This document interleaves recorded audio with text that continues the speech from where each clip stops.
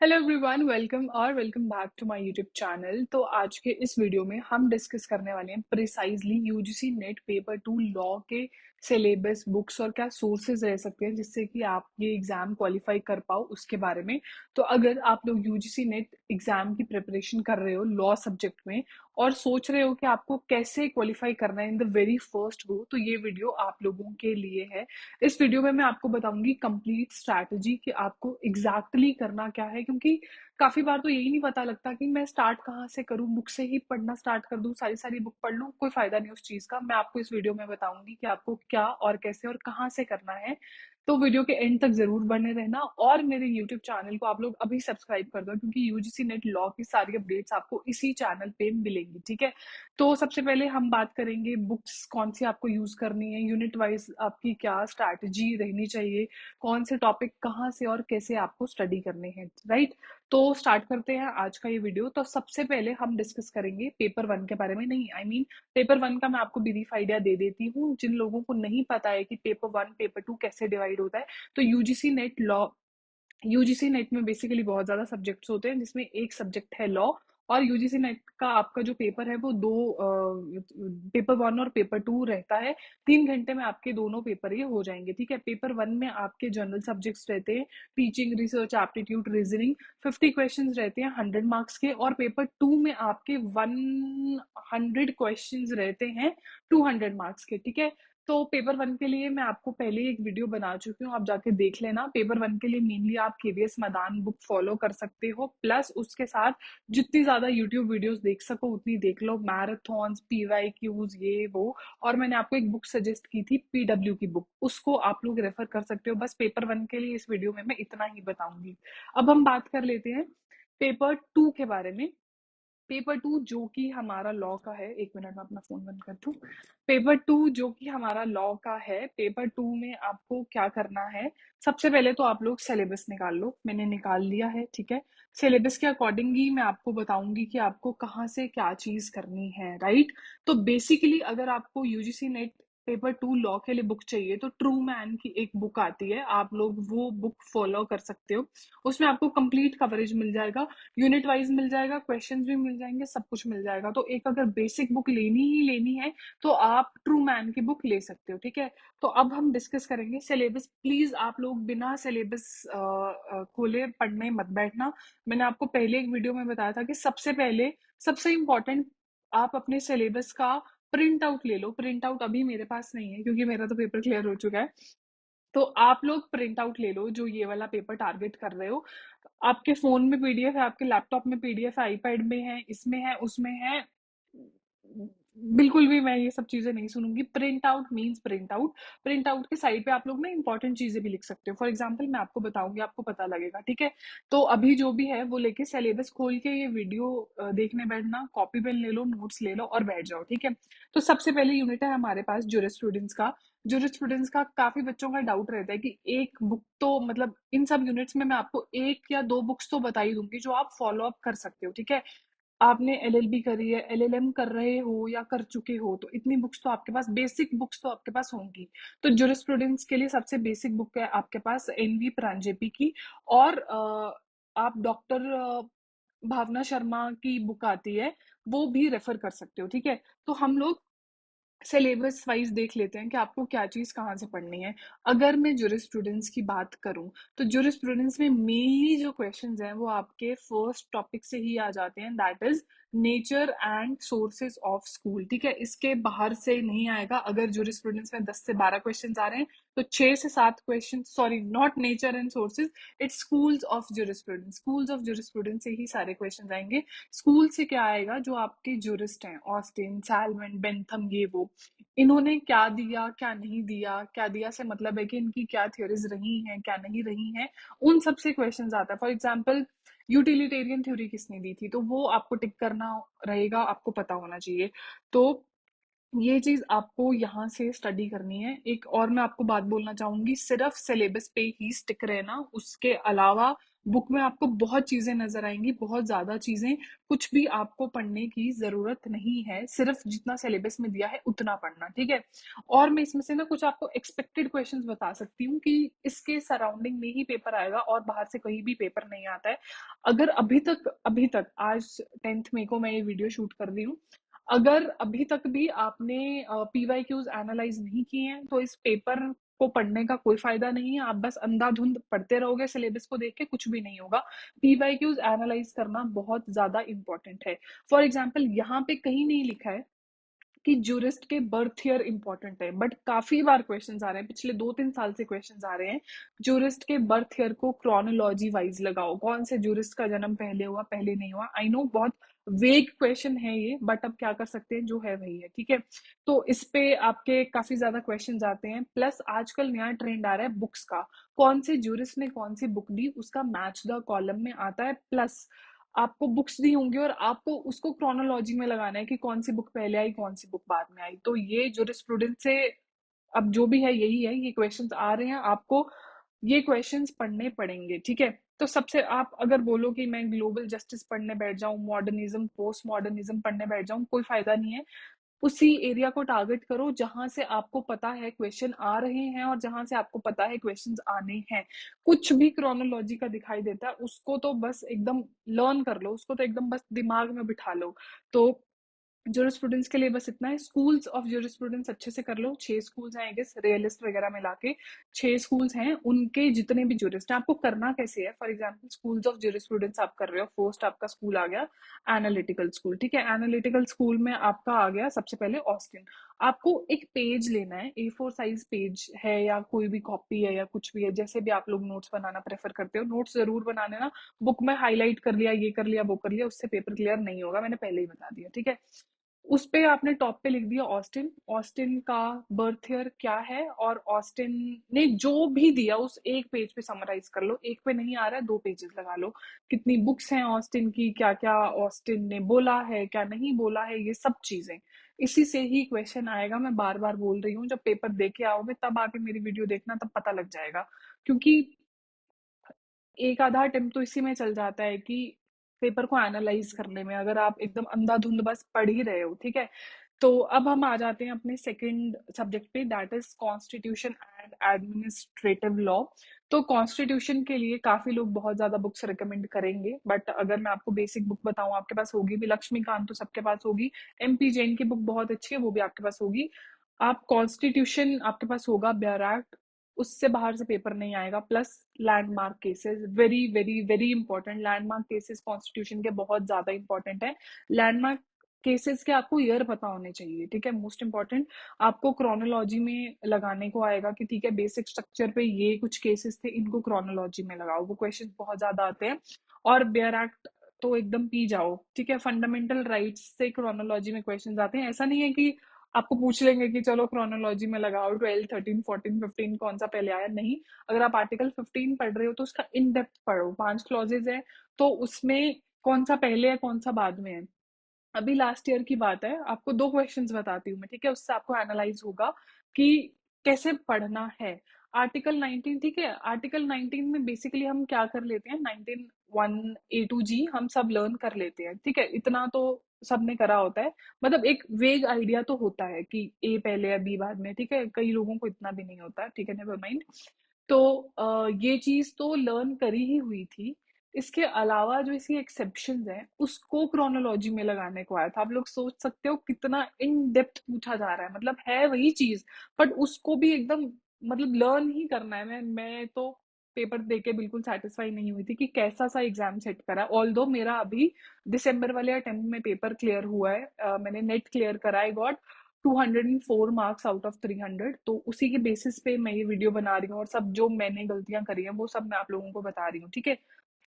आपका emergency provisions पे question आएगा ही आएगा, आर्टिकल से क्वेश्चन आएगा, डायरेक्ट क्वेश्चन आएगा।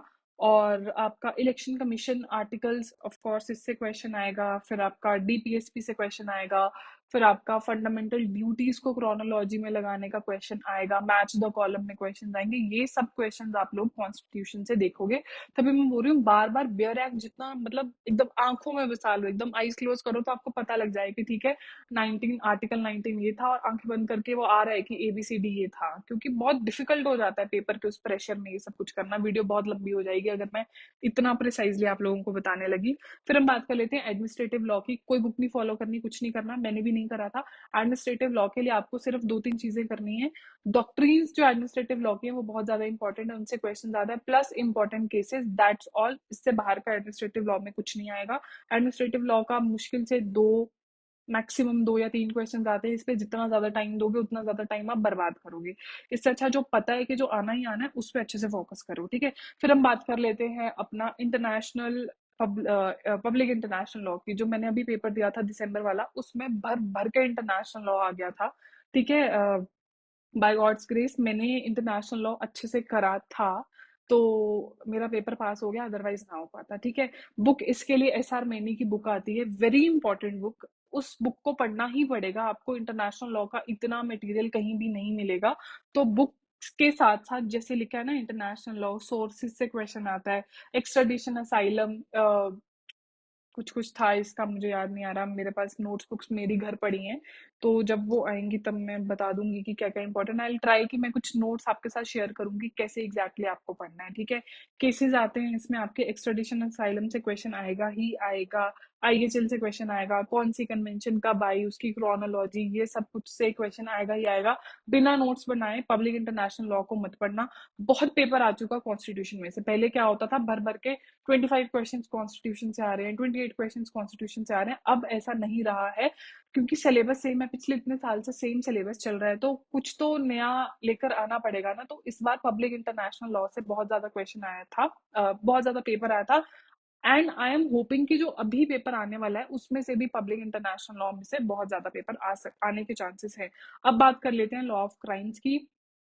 अगर बुक लेने का आपको बहुत ज्यादा मन है या बुक से आपको पढ़ने का बहुत ज्यादा मन है, तो आप केडी गौर रेफर कर सकते हो। अदरवाइज मैं कुछ नहीं सजेस्ट करूंगी, मैं सिर्फ वेयर एक्ट सजेस्ट करूंगी।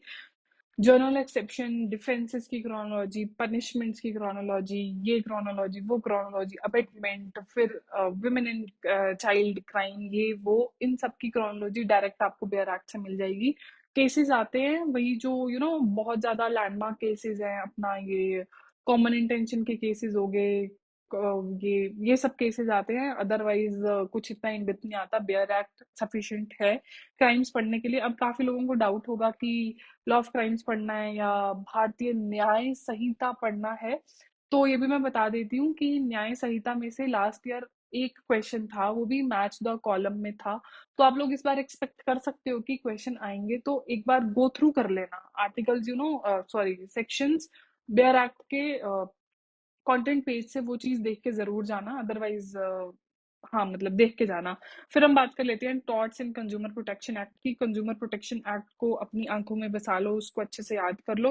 मोटर व्हीकल्स में से जितना लिखा है उतने में से ही पेपर आता है। No fault liability, third party insurance, claims tribunal, इसकी क्या करना है आपको, इसमें से सेट पैटर्न है, इसमें से क्रोनोलॉजी का क्वेश्चन आएगा। जो लिखा हुआ है ना बस उसकी क्रोनोलॉजी, उस चैप्टर की क्रोनोलॉजी लर्न कर लो, हो जाएगा, ठीक है। कंज्यूमर प्रोटेक्शन एक्ट को आंखों में बसा लो। सॉरी, कंपटीशन एक्ट में आपका सिर्फ सेक्शन 3, 4, 5, 6 में से क्वेश्चन आता है, तो उसको अच्छे से कर लो। पूरा पूरा पढ़ने की कोई जरूरत नहीं है, फालतू टाइम वेस्ट होगा, इस तरीके से पेपर भी नहीं होगा, ठीक है। लॉ ऑफ टॉर्ट्स के लिए आप बुक रेफर कर सकते हो, आर के भागिया, ठीक है, अच्छी बुक है ये। बुक में से पढ़ना क्या है, अब कुछ बच्चे ऐसे होंगे कि ठीक है बुक रेफर करने को बोल दिया तो बुक के कंटेंट पेज में निकाल के सारी बुक पढ़ना स्टार्ट कर दी। आई नो इतने तो आप लोग होशियार हो ही, काफी मेरे से ज्यादा काफी होशियार हो। तो जो सिलेबस में लिखा हुआ है, nature and definition of thoughts. अब कुछ लोग बोलेंगे कि हाँ हाँ डेफिनेशन थोड़ी ना आती है, कि वो नहीं, डेफिनेशन में से एटलीस्ट 10 क्वेश्चंस थॉट्स की डेफिनेशन में से नहीं, ओवरऑल जहां भी डेफिनेशन क्लॉज लिखा है एटलीस्ट 10 क्वेश्चंस आएंगे। ज्यूरिस्प्रूडेंस की डेफिनेशन बहुत बहुत बहुत ज्यादा आती हैं, डेफिनेशन ऑफ लॉ बहुत ज्यादा आता है, डेफिनेशन ऑफ ज्यूरिस्प्रूडेंस बहुत ज्यादा आता है। मैंने काफी ट्रिक बना बना के ये चीज लर्न करी थी और वो काम आई है, ठीक है। तो डेफिनेशंस को मिस मत करना, 1 या 2 क्वेश्चन डेफिनेशन में से हमेशा आएंगे। इस बार मैंने क्वेश्चन गलत करा था, ऑस्टिन की डेफिनेशन थी आई गेस, मैंने सैलमन की कर दी थी। वो बहुत सिमिलर सिमिलर ट्रिक मैंने लर्न कर ली थी। अब मेरे को बाद में रियलाइज हुआ जब मैं पेपर देके आई कि ये ट्रिक इस पे भी थी, ये ट्रिक इस पे भी थी, और वही क्वेश्चन आया और वही मेरा गलत हुआ। तो ये एक चीज है। ठीक है, बाकी जो यहाँ पे लिखा हुआ है वही चीज आपने बुक से पढ़नी है। नेक्स्ट हम आ जाते हैं कमर्शियल लॉ पे। अगर फिर भी किसी को कोई भी डाउट है, आप लोग कमेंट सेक्शन में पूछ सकते हो। कोई टॉपिक नहीं समझ आ रहा है या कुछ भी, मैं आई ट्राई कि मैं आपको समझा भी दूं यूट्यूब पे ही। ठीक है, अब हम आ जाते हैं कमर्शियल लॉ पे। कमर्शियल लॉ के लिए भी आपको कुछ नहीं लेना है। आप सब लोग बोलेंगे कि बुक्स तो रेफर कर ही नहीं रहे हो, ये वो। देखो, करने को तो मैं धड़ल्ले से 10 बुक्स रेफर कर दूं गूगल से निकाल के, important books for contract act ये वो, बट मेरा वीडियो बनाने का ये पर्पस नहीं है। जो चीज मैंने करी थी वही एज इट इज मैं आप लोगों को बता रही हूँ। कमर्शियल लॉ के लिए आपको क्या करना है, मैं पढ़ लेती हूँ। सीएसआर में से क्वेश्चन डेफिनेटली आएगा, सेक्शन 135। उसको आप उसके क्लॉजेज, उसका ना हमेशा कंफ्यूजन होती है 5 लाख 10 लाख 5,000 इस चीज में, तो उसको लर्न भी कर लो, उसकी क्रोनोलॉजी भी लर्न कर लो। ठीक है, फिर आपका डायरेक्टर और मीटिंग्स में से क्वेश्चन आता ही है। पब्लिक कंपनी के लिए कितने डायरेक्टर चाहिए होते हैं, प्राइवेट के लिए कितने, ऊपर ऊपर से ही आता है, ज्यादा नहीं आता है। ठीक है, bailment pledge indemnity guarantee agency सबके सेक्शंस और थोड़ा थोड़ा क्रोनोलॉजी उनका देख लो। तभी मैं बोल रही हूँ कि बेयर एक्ट आंखों में बसाना एक बहुत इंपॉर्टेंट चीज है ये पेपर क्वालिफाई करने के लिए। ठीक है, ब्रीच ऑफ कॉन्ट्रैक्ट फ्रस्ट्रेशन के कुछ केस लॉज हैं, मुझे याद नहीं आ रहे। फ्रस्ट्रेशन के कुछ केस लॉज हैं, उनमें से क्वेश्चन आता है, प्लस इसकी क्रोनोलॉजी भी आती है। फ्रस्ट्रेशन के आई गेस 3 या 4 केस लॉज हैं, उसकी ना क्रोनोलॉजी है बहुत इंपॉर्टेंट, वो आती है। वॉइडेबल वॉइडेबल एग्रीमेंट्स, ये वो। सोगा, सोगा में से मेनली क्वेश्चन आते हैं आपके सेक्शन 13 से सेक्शन 22 तक की क्रोनोलॉजी लर्न कर लो। जो बोल रही हूँ वो एग्जैक्ट लर्न कर लो, पेपर में क्वेश्चन आएंगे। ठीक है, वीडियो बहुत लंबा हो जाएगा। नेक्स्ट पे हम आते हैं फैमिली लॉ, मेरा बहुत important favourite actually. Family law में आपको क्या करना है, हिंदू लॉ, मुस्लिम लॉ। मुस्लिम लॉ के बेयर एक्ट्स गिन के हैं आई गेस 3 या 4 बेयर एक्ट्स हैं। सोर्सेज अच्छे से लर्न कर लो, उससे क्वेश्चन आएगा, सोर्सेज से क्वेश्चन आएगा। प्लस मुस्लिम लॉ की इंपॉर्टेंट टर्म्स होती हैं। मेरे पास ना एक शीट थी, मैंने ना 3 बार, आई रिमेम्बर, मैंने उसको 3 बार खुद अपने हाथ से लिखा था।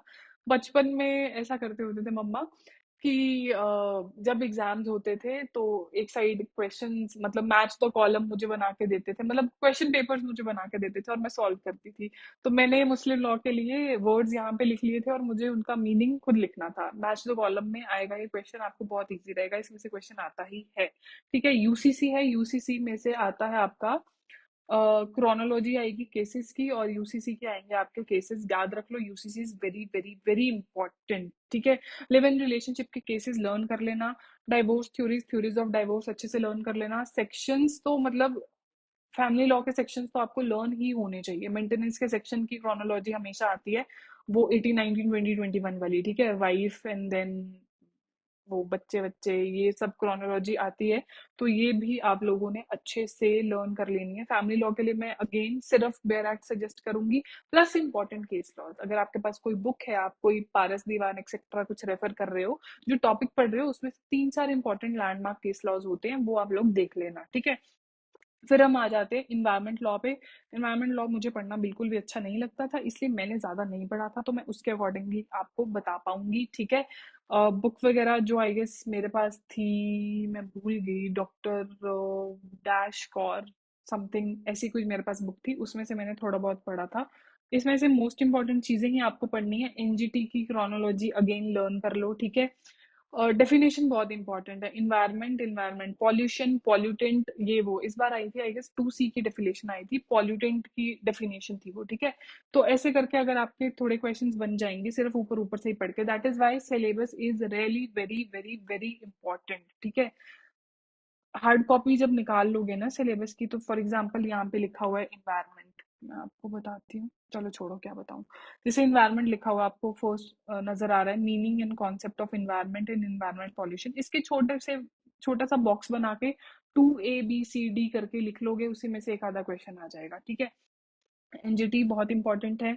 उसके बाद मैंने बस ऊपर ऊपर से ही पढ़ा था, मैं आपको बता देती हूँ। कोई यूट्यूब वीडियो वगैरह देख लो, कोई मैराथन देख लो, बस उसी से ही कवर कर लो। International bill of rights is very important.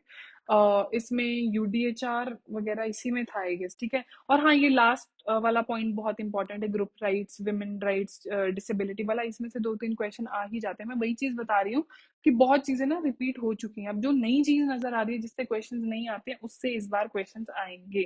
फिर हम बात कर लेते हैं second last unit, that is intellectual property rights and information technology, ठीक है।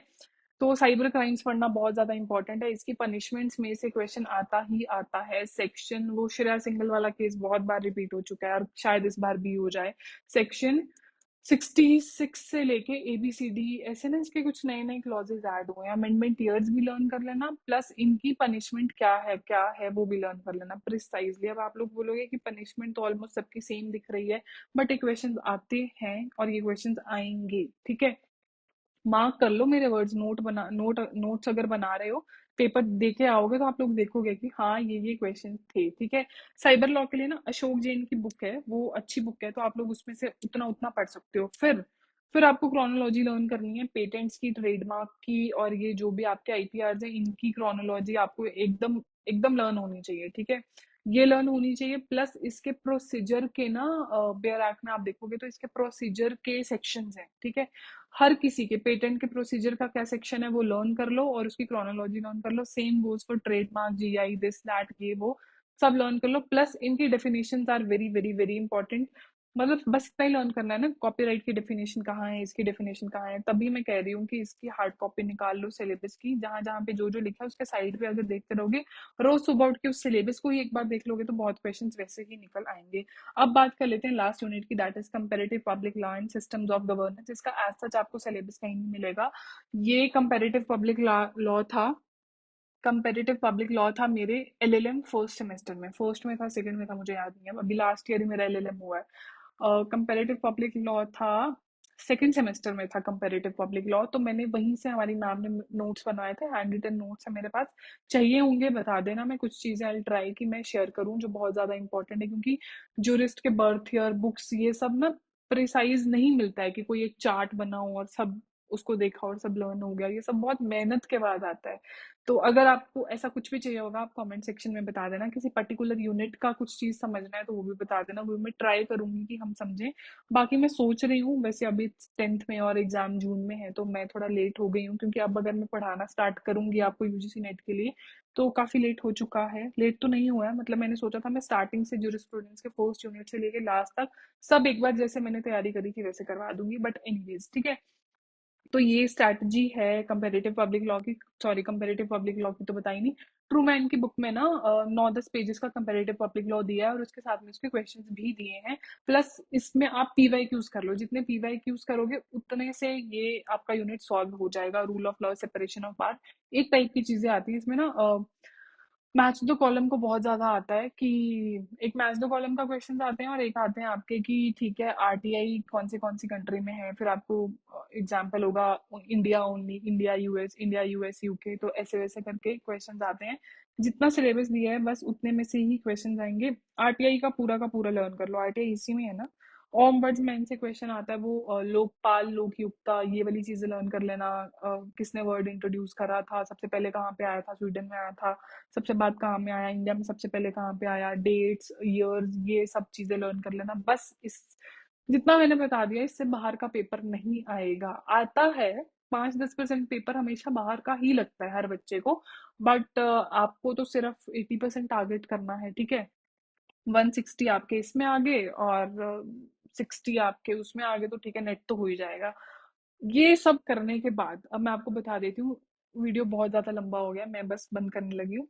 ये सब करने के बाद आपको करने हैं मॉक्स। आपको सब, हाँ, सबसे पहले इतना जितना मैंने अभी बताया वो सब लर्न कर लिया, उसके बाद revision revision revision, regular revision, ठीक है। जो आप जूरिस्प्रूडेंस के स्कूल्स पहले आप 6 घंटे में लर्न कर रहे थे, वो आपको लास्ट में ऐसा होना चाहिए कि 30 minutes and you are done, ठीक है।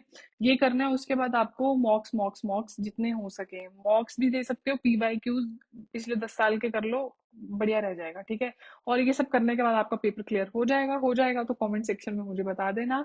और अगर आपको UGC नेट लॉ से रिलेटेड कोई भी अपडेट्स चाहिए, UGC नेट ओवरऑल से रिलेटेड, मतलब पेपर वन भी आ जाता है, पेपर वन वाले बच्चे भी देख सकते हैं।